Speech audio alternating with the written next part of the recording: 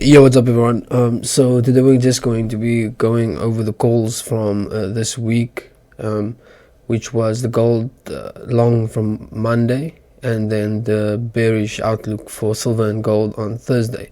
So without wasting your guys' time, let's just hop straight into it.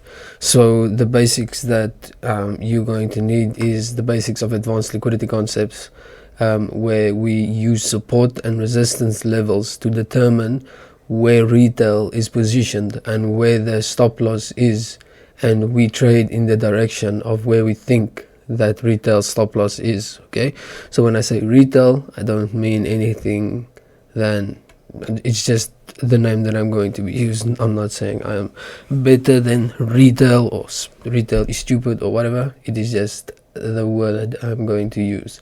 So when I'm looking for opportunity to trade, I'm looking for something like this. Let's say it is a bullish setup that I am going to be taking. Something in the lines of this would be nice to see, where you have a clear area of support and resistance, and then a nice swing high. That one is a bit far. I would like it, maybe, let's say, just for this example's sake, there is a swing high also here. So a swing high is simply a candle like this that has a lower high to the left and to the right, where the middle one is making the highest high in the three candle formation. So it's a swing point like this. So that's a swing high. Lower high, lower high, lower high to the left and the right, and it makes this swing formation. So imagine that is a nice swing high there. So the idea is that retail will be shorting the resistance area and putting their stop loss at this swing point. Remember what I said in the beginning? We use support and resistance to determine where retail is putting their stop loss, and that is our draw on liquidity. So at this scenario, our draw on liquidity is this swing high, because that is where we think that retail are putting their stop loss, because they are shorting. Now obviously this is just the basics, the bare bone basics. We are going to put it into logic of how I framed this long right here. So when it comes to a bearish a bullish move, sorry, it's the exact same, but instead of the resistance, we're just going to flip it around and look at support. So we'll be looking at that in the next example. So let's do the bullish one first. So what we got was everything was shared here beforehand. If you go and check on my Twitter, this was the setup shared beforehand. So everything that we are going to be talking about is not hindsight, just for clarity's sake. So let's get into it. It was around here that it was sent, so let's just go to it so I can explain the logic, so you can also understand the thought process, so you can do it yourself. So what do we have here? It is a clear area of resistance. What do we have right above it? A nice swing point for retail to put their stop loss. So that is what we call buy side liquidity. It is not random highs and lows. So people will mark buy side, buy side, buy side everywhere. That is what we will be refining with advanced liquidity. It's no more guessing where is the liquidity, because the most of the liquidity will be resting at the swing high above the support or resistance, or the swing low if it's support, swing high if it's the resistance. You get what I'm saying? So the idea is that retail will be entering in short positions in the resistance zone, and they will be targeting lower prices. Now, remember what I said, that is the basics. So now we will zoom in a bit, and what do we see here? Market structure shift. So that is how we start framing high probability setups on the daily. This is something that I always recommend, or not always, but I recommend people to not pay attention at market structure shifts and that kind of thing at all. That's just my opinion.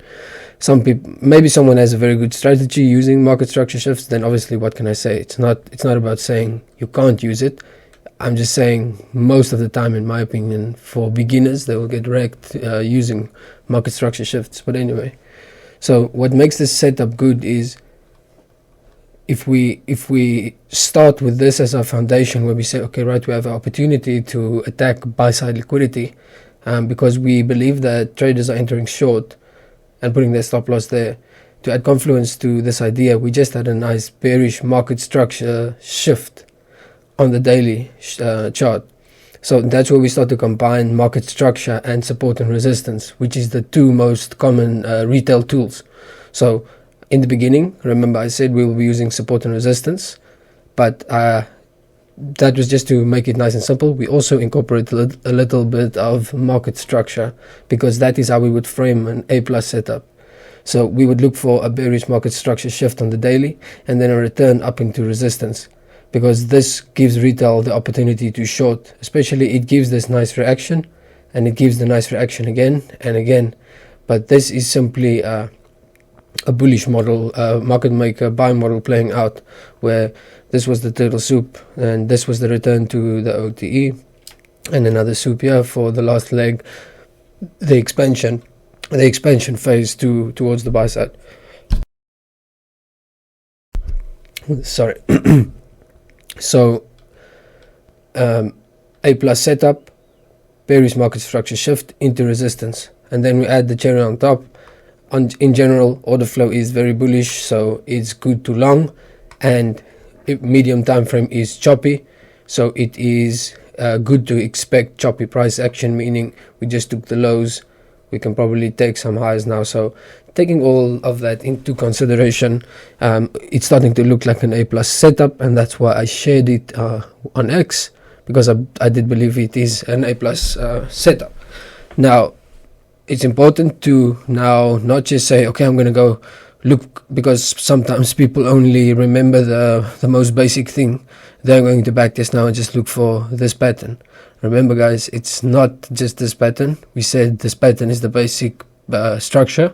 We had a bearish market structure shift to add confluence to make it A+ setup, and we also had bullish order flow that supported longs, and medium term choppy price action that supported choppy price action back up into the range.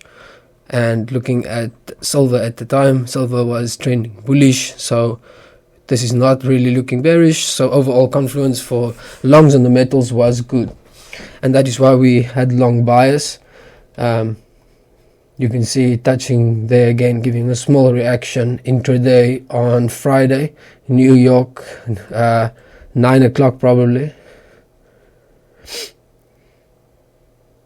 8 o'clock, hitting that resistance zone, selling off, last little fake sell-off, very slow day on Friday, opening strong on Monday, not really allowing people to hop on board, and that is how we got the bullish play. The draw on liquidity was met at the swing high above the resistance. So it was just this small explanation here that I had. So we have the bearish market structure shift, which is a turtle soup. We go up into the resistance area, rejecting at the resistance, making it look high probability for shorts, because hitting the resistance of the bearish market structure shift, and we start selling off.